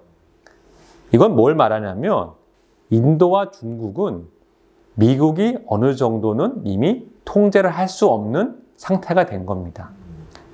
미국도 알고 미국도 겁박을 하지만 인도와 중국은 뭡니까? 지역 강국이고 뭐가 있어요? 핵무기가 있죠. 그러니까 지역 강국이고 핵무기가 있으면 미국도 극단적으로 그거죠. 아까 파나마는 공수부대가 미국 공수부대 딱 가면 아이고 끝나지만 만약에 인도 배가 러시아 기름 사서 오는데 미국 해군이 납포했다면 어떻게 될까요? 그거죠. 예, 이거죠. 이럴 수도 있어요. 그러니까 국제적으로 핵을 보유하고 지역 강국은 미국도 어느 정도 지금은 이제 건드릴 수 없는 상태가 됐고 저는 중국과 인도, 러시아의 이러한 유라시아 에너지 동맹이 현재 구축 중이라고 보고 있고요. 이것은 다극화 체제를 촉진할 것으로 봅니다. 무슨 말이냐면 미국이 이것을 강하게 제지를 하지 못했고 지금까지도 바이든 정부에서도 트럼프 행정부 때 가게 되면은 저는 이 문제가 더 이 3국이 에너지와 관련돼서 묶일 것으로 봅니다. 왜냐하면 3국 간의 거래는 만약에 파이프라인이 더 증설되면 해상 교통이 필요 없어요. 그럼 미국이 통제할 방법이 근본적으로 없게 되거든요. 그래서 향후에는 중국, 인도, 러시아의 유라시아 에너지 동맹이 강화될 것으로 보입니다. 그러한 아까 말씀드린 부분인데 산업용 전기요금을 낮은 상태로 유지한 두 나라는 중국과 미국이죠. 네. 2015년부터 현재까지 거의 변화가 없습니다. 되게 낮다가 최근에 올라갔네요. 네, 우리나라는 상당히 낮은 수준을 유지하고 있었어요. 그러다가 이제 코로나 이후에 국제 LNG 시세가 폭등하면서 우리도 따라가 올라가고 있는 상태고요. 결국은 다른 나라들은 다 우리를 포함해서 전기요금이 오른 근본적인 이유는 가스 가격이 올라가면 전기요금은 올라가는 구조입니다. 예외는 가스 가격을 안정적으로 유지하거나 가스를 별로 안 쓰거나 그래서 미국은 가스 가격이 낮았던 것이고요. 중국은 석탄을 위주로 중국이 자국의 에너지 사용량의 65% 석탄에 의존하거든요. 그러다 보니까 현재로서는 역설적으로 화석연료를 펑펑 쓰는 나라들이 가장 에너지 측면에서는 강하고 소위 미래산업이라고 말하는 2차 전지, AI, 전기화라는 것은 화석연료가 풍부해야 돼요. 이게 되게 딜레마예요. 아이러니인데 2차 전지 AI 전기화 왜 하느냐? 야, 기후위기에 대응하고 지속 가능한 미래를 만들기 위해서 하는 거지만 산업 경쟁력 측면에서 보면 화석 연료가 있어야 된다라는 겁니다. 일본은 왜 떨어진 거예요? 일본은 푹 떨어졌는데. 일본은 요 시기 이후로 원전 재가동이 일부 됐고요. 네, 원전 재가동이 일부 됐고, 일본이 EU랑 영국과 같이 이제 노출돼 있다가 국제 천연가스 변동에 이건 좀 외부에 알려지지 않은 건데, 일본도 러시아산 에너지를 계속 수입하고 있어요. 미국이 그렇게 겁박을 해도 일본은 그건 그거고 이건 이거다 하면서 러시아산 석탄, 러시아산 LNG 일본이 계속 쓰고 있습니다. 그래서 현재로서는 우리도 이제 뭐 제가 결론에 말씀드리겠지만 우리도 좀 실용적으로 대응할 필요가 있어요. 그러니까 에너지 가격을 안정화 못 시키면 우리의 어떤 미래 산업을 발전시키기는 매우 어렵거든요. 현실적으로 어려운데, 우리가 에너지 정책에서 소위 친미냐, 친중이냐 이런 프레임으로 접근하면 안 됩니다. 안 되고, 아까 말씀드린 대로 자, 인도랑 중국은 왜 싼 러시아 원유를 저렇게 이용할까? 왜 미국의 쟤네를 못 건드릴까? 일본은 왜 미국에 이렇게 막 붙어 있는 것 같은데 뒤로는 러시아산 LNG도 막 사고 실익을 챙길까? 저는 그런 의미에서는 그런 사례들을 좀 보면서 배울 게 많다고 보고요. 그래서 이제 여기서 트럼프의 그 베이비, 드릴 베이비 못지않게 유명한 말이 나옵니다. 이게 뭐냐면, 이게 트럼프가 이걸 가지고 많이 얘기하는 게 Green New Scam이라는 말을 써요. 그러니까 뭐 녹색 전환이니 재생에너지니 다 사기다, 이거 사기. 사기다. 그거 봐라. 뭐 기후위기 대응이니 재생에너지 어쩌고 해서 에너지 비용만 높아져가지고 EU 망가진 거 아니냐. 그런 거 하면 안 돼. 과연 그게 진실이냐. 절반의 전 진실이라고 봐요. 절반의 진실. 그린 뉴스 게임이 뭐예요? 무슨 단어예요? 그린 뉴 스캠이 뭐냐면, 스캠이라는 게 속어인데 사기. 녹색? 사기야? 그러니까 그린 뉴 스캠 그 무슨 태양광 깔고 풍력 이거 다 사기라는 거예요. 사기. 거짓말이라는 거예요. 비용만 많이 들고 실질적으로 당신의 청구서 낮출 수가 없어요. 라는 거거든요. 그래서 이러한 화석연료가 중요하다, 화석에너지가 국가 경쟁력의 근원이다라는 논증을 깔고 트럼프 이익대가 말하는 또 다른 면이 재생에너지에 대한 강력한 소위 뭐 탄압까지는 아니지만 재생에너지 붐을 끝내버리겠다라는 것이 이제 트럼프의 주장이에요. 근데 그럼 과연 정말 이렇게 끝날 거냐?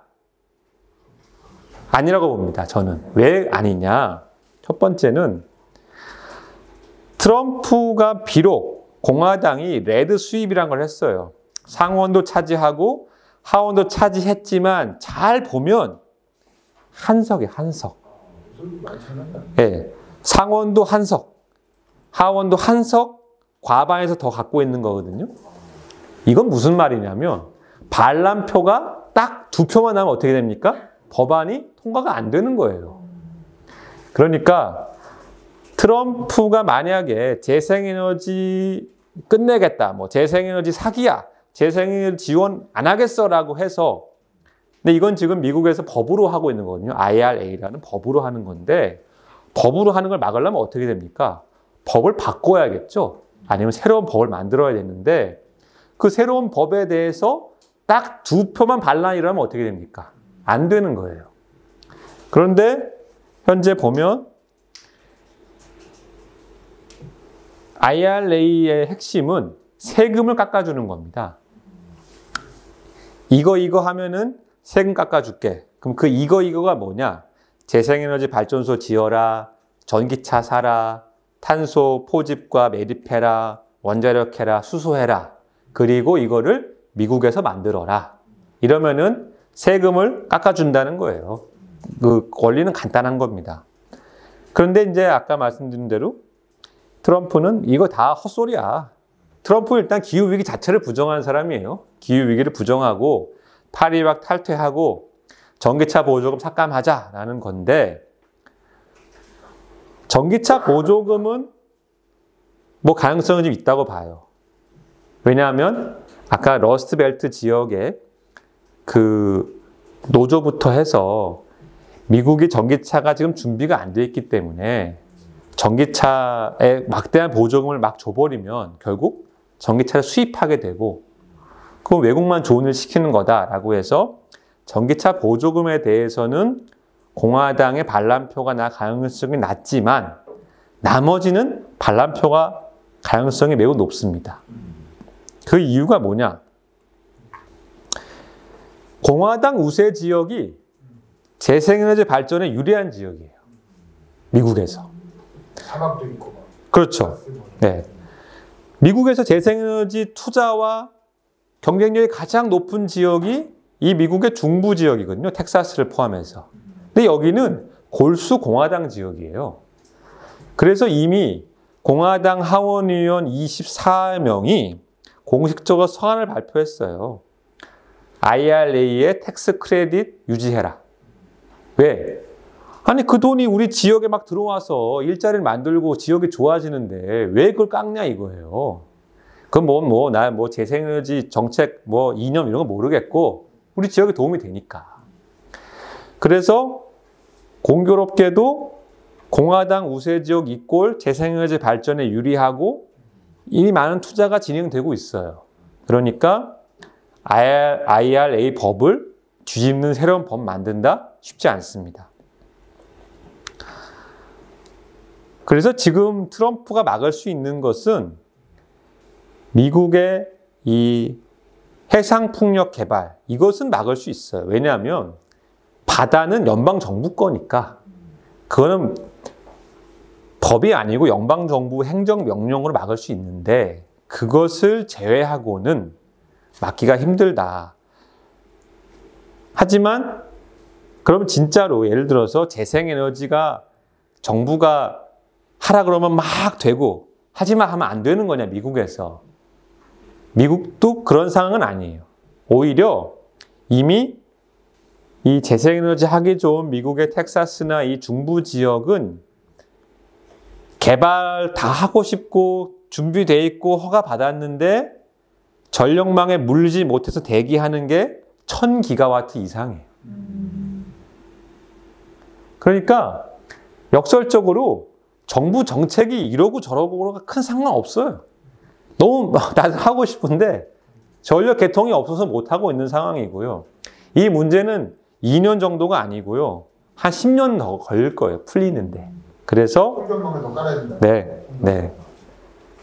그래서 그거를 좀 살펴보면 아까 이제 공화당 우세 지역 이꼴 재생에너지 개발 유리한 지역인데 빨간색이 공화당 하원의원이고요.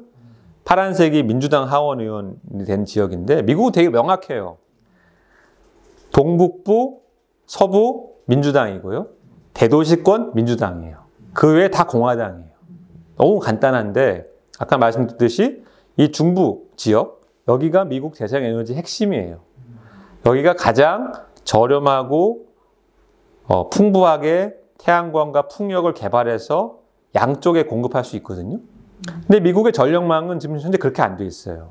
즉, 미국의 전력망이라는 거는 인구가 많이 밀집되어 있는 인근에 가스 발전소들이 있는 거고 재생에너지 발전소는 가운데 많이 들어섰지만 이 전기가 갈 데가 없어요.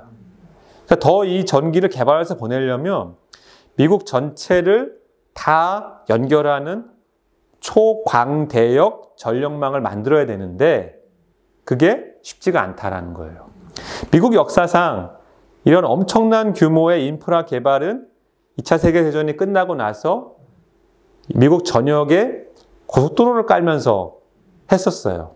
근데 그때는 이미 60년 전이고 지금은 너무나 복잡한 규제들이 많아서 쉽지 않습니다. 개통 접속이 얼마나 문제냐. 2010년에는 미국 전체의 발전기가 972기가가 있었어요. 이 숫자가 잘 느낌이 안 오실 건데 우리나라가 지금 130기가가 있어요. 우리나라 전체 한 7배 정도 되거든요. 미국의 발전기 규모가. 근데 그때 이제 접속 대기, 그러니까 이제 내가 개발을 하고 싶은데 언제 전력망에 붙일 수 있는지 기약이 없어서 기다리고 있는 게 462기가였어요. 그러니까 있는 거의 한 절반이 안 됐죠. 근데 지금 세월이 흘러서 지금 어떻게 됐느냐? 발전기가 1279기가로 늘었어요. 근데 접속 대기가 2698기가예요. 예. 네. 그러니까 재생에너지 개발, 이게 이 중에 근데 80%가 재생에너지, 아니 거의 95%가 재생에너지예요. 그러니까 재생에너지를 개발은 이미 어마어마하게 하려고 해요. 트럼프가 이걸 막든 말든 그건 상관없어요. 그런데 망이 없어서 못하고 있는 거죠. 그래서 미국에서는 재생에너지는 트럼프가 뭐라고 하든 말든 크게 신경 쓰지 않고요. 새로운 IRA를 막는 법안도 통과되기 힘들 것이다. 그런데 진짜 문제는 이 개통 부족을 어떻게 해소할 것이냐. 이게 문제입니다. 근데 현재 전망은 10년 이상 걸릴 거다. 이거 해소하는데. 근데 이 문제는요. 개통 접속 지연 문제는 전 세계 똑같아요. 우리나라도 똑같은 문제가 있고요. 미국도 이렇고요. 유럽도 이렇고 다 똑같아요. 왜냐하면 재생에너지의 특성이 그래요. 넓은 땅을 필요로 하고 그 발전기의 용량 대비 개통을 훨씬 더 많이 필요로 하거든요. 그러다 보니까 개통이 부족한 것이 재생에너지의 근본적인 문제가 되고 있습니다. 실적은 더 비참합니다. 미국이 2013년만 해도 4,000마일 정도의 그런 고압 송전 선로를 깔았는데 최근에는 그게 500마일도 안 나고 있어요, 연간. 그러니까 이게 반대로 가야 되는데 왜 점점점 송전망 개통이 더 늦어지느냐? 이건 대부분 소송 때문에 그래요. 자, 송전망을 깐다. 그럼 어떻게 됩니까? 어떤 땅에다가 전봇대를 세워야 될 거 아니에요? 그럼 전봇대 주인이 누구예요? 다 땅 주인이 있죠. 땅 주인 생각이 다 똑같아요. 다 알박기를 하고 싶은 거예요. 누군가 동의해주고 나는 기다렸다가 높은 값에 내 땅을 팔아야지 이렇게 되는 거예요. 그러니까 연방정부가 개입을 해서 강제로 네 땅을 팔아라 하지 않는 한은 송전망은 죽었다 깨도 연결이 안 됩니다. 전 세계 다 똑같아요. 근데 미국이 재밌게도 민주당 정권에서 인권을 강조하고 민주주의를 강조하면 어떻게 됩니까? 알박기가 증가해요. 그래서 미국도 이 문제가 심각해가지고 바이든 행정부 때 작년에 새로운 그런 이제 규제를 발표했어요. 그게 뭐냐면 주와 주를 연결하는 광역 송전망에 있어서는 연방 정부가 좀 더 강한 권한을 가지고 집행할 수 있게 하겠다라고 했는데 그 정책을 가장 강하게 반대하는 데가 어디냐? 미국 동북부예요. 민주당 지역. 왜냐? 다 싫은 거예요. 내가 막 전망이 좋아가지고 우리 집을 산 중턱에 샀는데 내 눈앞에 송전탑이 지나가? 절대 안 돼, 이거예요. 절대 안 돼. 그래서 미국의 이 에너지 인프라를 증설하는 문제는 굉장히 심각하고 실적을 보면은 장거리 송전망 하나 까는데 15년에서 20년 걸리더라. 미국도. 네. 그래서 재생에너지 보급의 핵심 문제는 미국 역시 장거리 송전망이다라는 거고요. 미국이 재생에너지 위주로 에너지 시스템을 개편하려면 이 그림에 보이는 같은 이런 미국 전역을 완전히 새롭게 개편하는 광역망을 깔아야 됩니다. 아까 말씀드린 대로 미국의 중부를 중심으로 해서 이 중부가 재생에너지가 풍부하고 태양광은 남쪽이 다 좋으니까 이 동부가 해질 때 서부는 해가 떠 있을 수 있잖아요. 그럼 서부의 전기를 동부로 보내야 되는 거예요. 그리고 서부도 이제 해가 지면 동부의 바람을 이용해서 전기를 다시 보낸다든지 이거 왔다 갔다 해야 되거든요. 그래서 미국을 동서로 관통하는 초광역망 3개, 그 다음에 미국 중부를 남북으로 관통하는 광역망 하나, 그래서 초광역망 4개를 짓고 나머지 부수적인 망을 건설하자라는 것이 이제 어떻게 보면은 큰 그림인데, 이 그림을 위해서 어마어마한 돈을 투자를 해야 돼요. 근데 그 투자를 아무도 하고 싶어 하지 않아요. 왜냐하면 나 그 돈 있으면 AI에 투자하고 엔비디아에 투자하고 빅테크에 투자하지 왜 돈도 안 되는 전력망에 투자하느냐. 그러니까 미국이 자본주의가 발달하고 높은 수익성이 보장되는 산업에 돈이 몰리는 것의 부작용인 거고, 반대로 전력망을 대폭 증설하자, 뭐 이거 이렇게 깔고 저렇게 깔자를 세계 제일 잘하는 나라가 어디입니까? 중국이에요. 중국. 예, 중국이에요. 중국은 왜냐? 땅이 다 국가 거예요. 개인 땅이라는 게 없어요. 나라에서 야 까라 하면 까는 거예요. 그러니까 중국이 재생에너지 보급을 할 수 있는 유리한 조건을 갖추고 있는 것은, 중국이 무슨 땅이 넓어서 뭐 햇빛이 좋아서 바람이 좋아서는 부차적인 것이고요.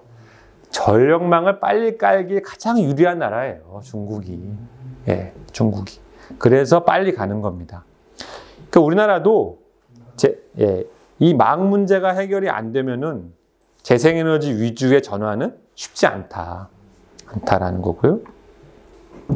그 다음에 이제 이 전력망이 부족한 문제는 최근에 더 악화되고 있어요. 왜냐하면 미국이 그전까지는 전기 수요는 별로 늘지 않았고, 발전 시스템을 화석연료 베이스에서 재생에너지로 바꾸는 거, 이게 포인트였는데, 최근에는 AI가 급속하게 발전하면서 전기 수요가 막 늘어난다는 거예요.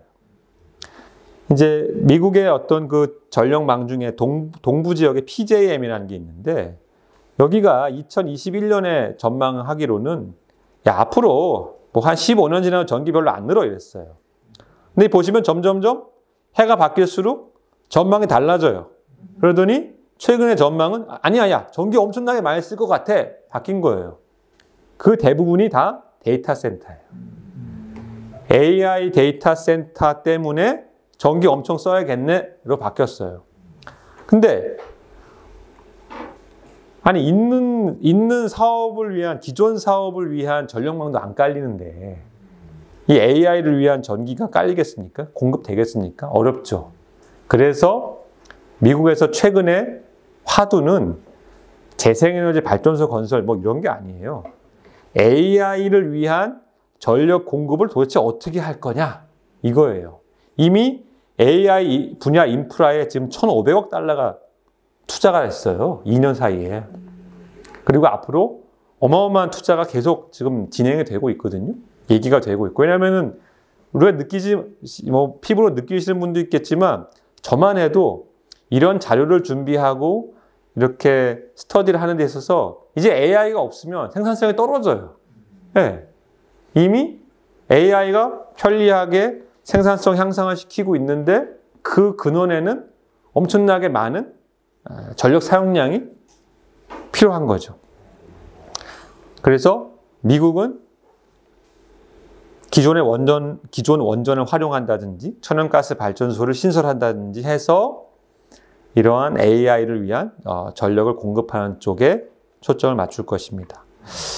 이것은 우리한테 있어서는 좋은 소식은 아니에요. 왜냐하면 AI는 미래의 국가 경쟁력과 안보의 핵심이에요. 그럼 이제 그깟 챗 GTP가 무슨 국가 안보의 핵심이냐? 그 정도가 아니에요. 최근에 여러분이 이제 영상을 보시거나 CES에서 발표된 내용들을 보시면 급속하게 AI는 이제 언어에서 물리 세계로 옮겨지고 있습니다. 물리 세계 AI. 말이 어려운데 한마디로 로봇이에요. 로봇. 러시아 우크라이나 전쟁에서 확인된 것은 더 이상 사람 머릿수로 하는 전쟁이 아니에요. 드론으로 하는 전쟁이고요. 드론이 시속 한 5-60km로 날아날 수 있거든요. 그 드론이 만약에 이제 요만한 드론이 한 2마리 이 방에 들어와서만 날아다니잖아요. 우리 다 못 잡아요. 절대 못 잡아요. 근데 그 드론은 우리를 어떻게 합니까? 빵빵빵빵빵 하면은 우리는 다 죽어요. 즉 드론 하나의 전투력이 웬만한 소대를 능가하는 시대가 이미 도래했어요. 그것이 확인된 게 러시아 우크라이나 전쟁이에요. 그전에는 그런 사람 죽이는 드론은 하지 말자라는 묵계가 있었는데 이미 그것이 깨졌어요. 그러면 그 다음은 한번 누가 깨버리면 그 다음은 엄청 빠른 거예요. 미래 전쟁은 더 이상 무슨 폭격기, 탱크 이런 전쟁이 아니에요. AI로 컨트롤되는 드론과 로봇 전쟁이에요. 네, 드론들의 전쟁이에요. 그러면 드론은 껍데기잖아요. 걔를 누가 조종하냐? 이게 중요해요. 사람보다 더 빠른 인공지능이, 인공지능 쪽수, 그 뒤에는 뭡니까? 전기예요. 전기. 즉, 풍부한 전기를 가지고 얼마나 강력한 인공지능 연산력을 확보하느냐가 국가 안보예요. 국가 안보예요. 그리고 뭐 거기까지 갈 필요도 없어요. 우리가 사용하는 인터넷망과 정보망이 대규모 사이버 공격에 들어온다. 그걸 어떻게 막을 겁니까? 지금은 인간 해커가 작업을 하지만 AI가 붙어가지고 엄청나게 많은 공격을 동시에 한다. 그걸 막으려면 AI가 있어야 돼요. 즉, AI 연산 능력은 국가 안보를 담보하는 시대가 됐는데, 그럼 AI 데이터 센터 인프라는 뭐가 제일 중요하냐?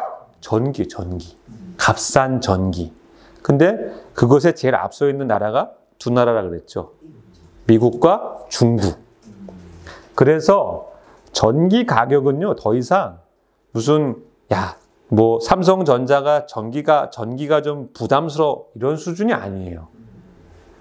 전기 가격을 어떻게 낮추고 유지하느냐는 앞으로의 국제 질서에 있어서 엄청나게 중요한 새로운 어떤 핵무기가 되고 있다. 그래서 이제 AI가 미래의 핵무기다라는 것이 이런 표현이에요. 중간에 이런 논리가 있고 이런 발견들이 있는 거예요. 전쟁은 모든 기술의 발전을 촉진시키는데 러우 전쟁은 AI의 무기화를 최초로 가시적으로 보여준 전쟁이다. 그리고 이 새로운 군비 경쟁은 미국과 중국이 가장 유리한 위치에 있다라는 것이 중요합니다. 그리고 마지막으로 재생에너지 개발에 있어서 현실은 중국이 이 공급망을 다 장악했어요. 빨간색이 다 중국이거든요. 그냥 종류에 관계없이 중국이 다 절반 이상을 장악했어요. 그러면 이제 생각해 보세요. 재생에너지는 좋지만 어떤 사람들은 재생에너지에다가 어떤 그러한 도덕적 색깔을 입힙니다. 재생에너지는 좋은 것이다. 근데 실용적 관점에서는 냉정하게 보면 이런 거예요. 그게 일자리를 만드냐? 그게 전기를 빨리 공급할 수 있느냐? 그게 전기를 낮춰주느냐? 세 가지 질문에서 다 그렇다라고 답할 수 있는 나라는 중국밖에 없어요. 자재를 수입해가지고 그걸 가지고 전기를 생산했는데 전기 양도 별로고 가격도 비싸다. 그러면 실용적 차원에서는 의미가 퇴색됩니다. 그래서 그런 의미에서는 결국 중국이 이러한 공급망을 장악하고 있고 중국 내에서의 생산 능력이 수요의 이미 2배 이상이에요. 중국 내의 생산 용량이 전 세계 수요의 2배 이상입니다. 네. 그러다 보면 어떻게 됩니까? 중국 내 그 많은 태양광, 2차전지, ESS 풍력 공장들이 수출을 안 하면은 자기들 망하잖아요. 전 세계에 덤핑을 하고 디플레이션을 수출하는 거죠. 그럼 그걸 받아들이면 어떻게 되죠? 받는 나라의 산업은 다 망할 거 아니에요. 그러니까 재생에너지 개발을 한다 안 한다가 이제는 약간 어떤 의미가 됐냐면 일자리를 지킬 거냐. 에너지 정책의 어떤 범위를 넘어서서 일자리와 안보의 이슈가 된 겁니다. 그래서 안타깝지만 재생에너지에 있어서는 뭐 트럼프 행정부도 이것을 이제 복잡한 얘기잖아요. 이것을 다 압축해서 뭐라는 거예요? 재생에너지는 스캠이다. 그냥 뭐 대중들한테 이해하기 쉽게. 좀 굉장히 이제 표현이 거칠지만 그 이면에 깔려있는 논리는 그렇게 황당한 논리가 아니에요. 황당한 논리가 아니에요. 에너지라는 것은 복잡한 거기 때문에 일자리, 안보, 전환 이걸 다 고려를 해야 되는데 최소한 트럼프 2기 때는 일자리와 안보를 우선적으로 고려할 것이다 라는 것이고요. 에너지 전환 그 자체의 이슈는 정책보다는 아까 말씀드린 전력망의 부족이 더 심각한 것이고 그것을 해결하기까지는 꽤 시간이 걸릴 것이다. 이렇게 보겠습니다. 네, 그래서 결론적으로 오늘 제가 이제 설명을 쭉 드렸고요. 이제 정리하겠습니다. 트럼프 2.0 시대의 에너지 정책과 국제 관계를 정리하면 미국은 이미 셰일 혁명의 여파로 에너지 슈퍼파워가 됐습니다. 그래서 이 셰일 혁명의 자신감으로 대외 정책 기조를 바꾸고 있고요. 그다음에 미국은 분명하게 일자리와 산업 경쟁력 강화, 더 나아가서 미래의 AI 군비 경쟁, 이것이 더 높은 순위를 가집니다. 에너지 전환이라는 것보다. 그리고 미국은 이제 선별적 고립주의가 트럼프냐 바이든이냐 뭐 민주당이나 공화당이나 떠나서 선별적 고립주의 외에는 별다른 카드가 없다. 그 막대한 재정 적자를 해결하기 위해서는 세계 경찰이라는 롤에서 벗어나서 미국은 인재와 투자의 블랙홀로 바뀌고 있다라는 것이고요. 유럽과 중국, 중동은 어떻게 대응할 것이냐. 유럽은 에너지 부족 문제가 너무 심각하고요. 이것을 해결할 수 있는 카드가 러시아인데 이것은 안보 문제와 직결되어 있다 보니까 이러지도 저러지도 못하고 있는 상황에서 산업 경쟁력이 약화되고 있습니다. 그래서 결국은 저는 극우화가 심화될 것이고 EU 체제 자체가 약화될 것으로 봅니다.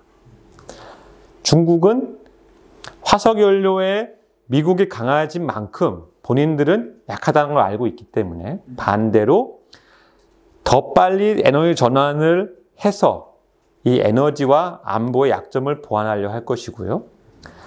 중국은 현재 디플레이션의 문제가 심각하기 때문에 유라시아 에너지 통화 동맹이라는 어떤 구상을 통해서 문제를 해결하려 할 것입니다. 즉 화석연료를 수입할 수밖에 없는 문제는 해상 교역로를 이용한 미국의 어떤 통제에 묶이는 약점을 풀기 위해서 유라시아 영내에서 에너지를 수입하고 본인들의 제품을 본인들의 통화를 기반으로 해서 유라시아에 수출하는 이러한 구조를 만들려고 할 것이다. 중동은 석유 시대가 저물어 가고 있기 때문에 포스트 석유 시대를 대비해야 되는데 중동의 문제는 급속한 인구 증가예요. 중동은 평균 출산율이 2.5예요. 네. 애가 엄청 빨리 늘어나는데 산업이 없어. 그럼 무슨 문제가 발생합니까? 자, 아빠가 돈은 못 벌어오고 엄마가 돈은 못 벌어오는데 애는 늘어나면 애끼리 싸울 걸 배가 고파서. 그것이 지금 중동 분쟁의 본질이에요. 그게. 그래서 힘의 공백이 발생하고 있죠. 우리 집에 돈 주던 삼촌이 나가버렸어.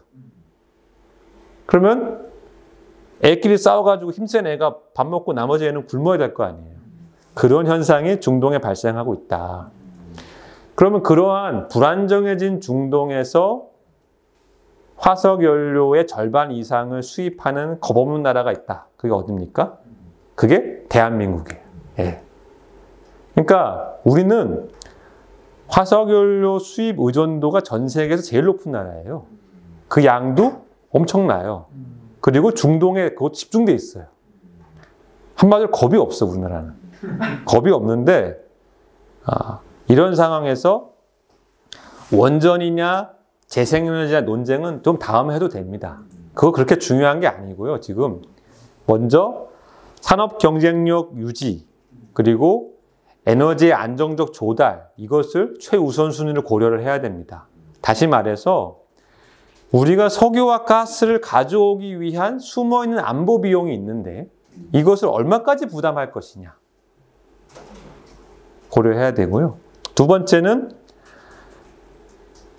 인재와 돈이 몰려야 되는데 결국은 우리나라 안에서의 리소스만으로 국제 경쟁할 수는 없어요. 근데 국내 투자를 유인할 수 있는 그런 정치 사회적 안정을 확보해야 되고요. 구조를 개혁을 해야 됩니다. 그러니까 뭐 어려운 말인데 쉽게 얘기하면 이거예요. 10년이 지났는데 국내 코스피가 제자리다. 그럼 누가 여기다가 투자를 하며 누가 여기서 일하고 싶겠어요? 다 나가고 싶지. 사람이 몰리고 돈이 몰리는 구조를 못 바꾸면 다극화 시대에 살아남기 힘들다라는 것이고요. 마지막으로는 일극 체제는 이미 지나갔고요. 미국은 스스로 자신들의 힘을 투사를 줄이고 있는데 우리는 왜 아직까지도 미국이냐 중국이냐 너는 친중이지 너는 친미지 하면 싸우냐 이거 바보 같은 얘기예요. 세상은 이미 다극화 시대로 가고 있어요. 그래서 우리는 다극화 시대에 이미 미국도 함부로 건드리지 못하는 지역의 강자들이 있어요. 러시아, 인도, 터키, 남아공, 브라질 이런 나라들에 대해서 더 알아야 되고요. 더 관계를 구축하면서 우리가 살 공간을 마련하는 준비를 해야 된다라고 생각합니다.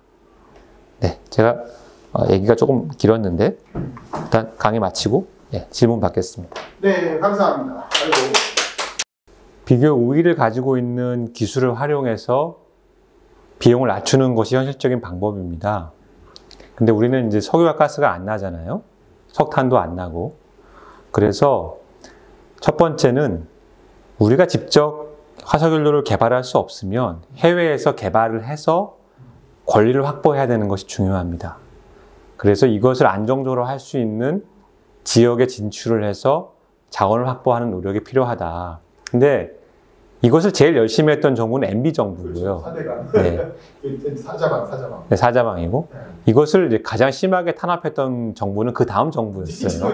아, 바뀌는 거? 네, 그래서 이제 전 좀 아쉬움이 있어요. 그러니까 이 이슈는 뭐 여야를 떠나서 국가의 안정적인 경쟁력 확보를 위해서는 필요해야 되는 것이고 이걸 잘한 나라가 일본입니다. 예, 일본이에요. 일본은 전 세계에 막대한 사전 투자를 통해 가지고 많은 에너지를 확보했거든요. 예, 그렇게 필요하고 전 세계적으로 가서 에너지를 개발하는 데 있어서 가장 유리한 지역은 미국입니다. 미국은 아까 얘기했듯이 내가 땅을 확보하면 그 땅에 나는 건 다 내 거거든요. 그리고 뭐 이면에서는 차별할지 몰라도 대놓고는 해외 투자자든 국내 투자자든 차별을 두지 않아요. 그래서 미국의 에너지 자원에 대한 적극적인 투자가 필요하다. 이게 중요합니다. 이것은 되면 참 좋은 일이에요. 되면 좋은 일인데 최소한 아까 얘기 드린 대로 이건 우리의 상상력과 전략이 중요합니다. 이게 뭐냐면 일본은 이걸 할 생각이 있어요. 일본은. 왜냐하면 일본에서 오히려 이걸 더 필요하다 봅니다.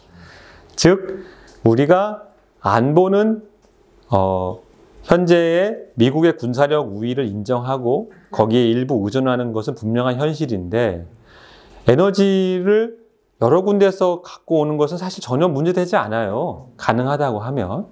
그리고 혹자가 좀 오해를 하시지만 가스관을 연결하고 전력망을 연결한다고 해서 우리가 거기에 종속되는 건 아니에요. 꼭. 우리가 그걸 이용할 수도 있거든요. 그래서 그건 유연한 상상을 통해서 할 수 있는데 그러한 시간적 공간과 찬스는 항상 있는 게 아닙니다. 그 찬스는 일단은 지나갔어요. 지나가서 하지만 또 찬스는 올 수 있기 때문에 미리 준비를 해야 되는 거예요. 미리. 그래서 미리 어떻게 준비를 하느냐? 국가가 직접 하는 게 아니고요. 그러한 이니셔티브를 만들어 놓고 기업과 꾸준히 준비를 하고 연구를 해야 되는 거죠.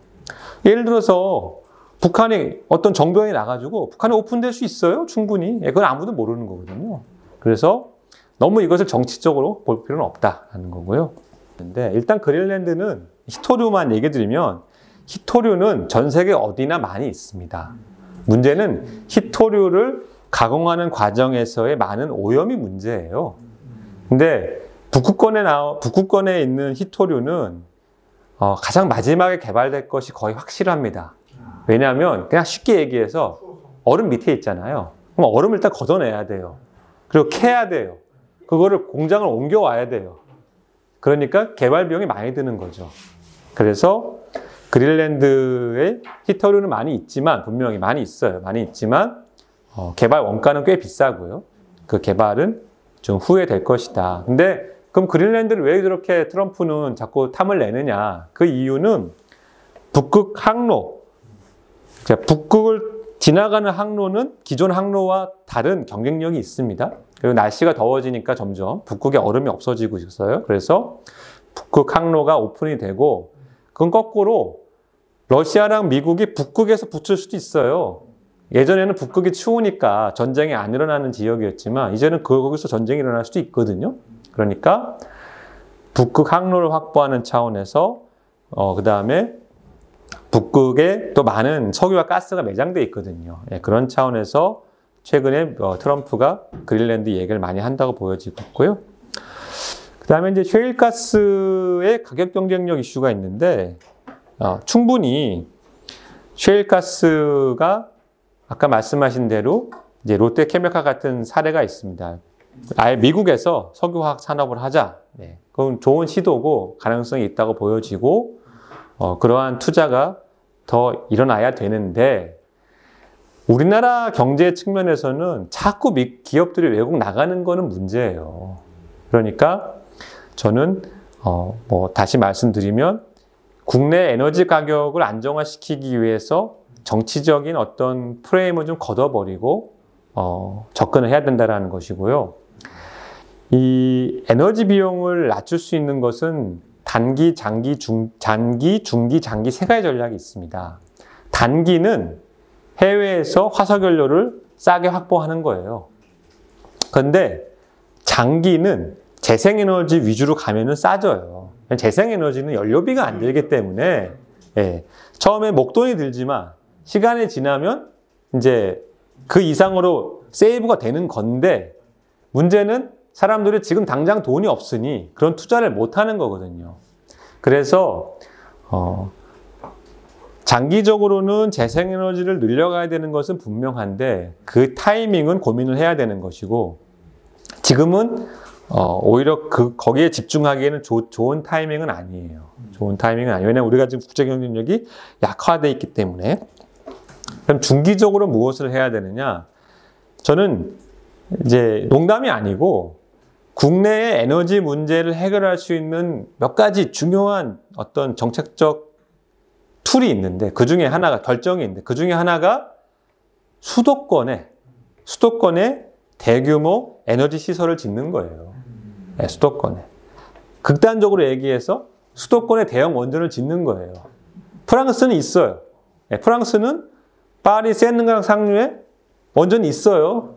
그러면 자, 우리가 이제 이건 국내 문제 돌아오는데, 국내 안에서는 모든 것이 수도권에 집중되면서 에너지 시설은 다 수도권 밖으로 밀어내고 있으면 문제가 해결되지는 않거든요. 수도권도 마저 집중하겠습니다. 이렇게 공약하면 되겠네요. 그래서 국내 에너지 문제에 있어서의 중요한 전환점은 수도권과 비수도권의 이 불균형 문제로 귀결될 것이고요. 귀결될 것이고, 뭐 시간 관계상 이제 다 얘기를 할 수 없지만 우리나라랑 위도가 똑같고 뭐 큰 인건비 차이가 없는 일본의 우리보다 재생에너지가 태양광 발전 단가가 60%밖에 안 되거든요.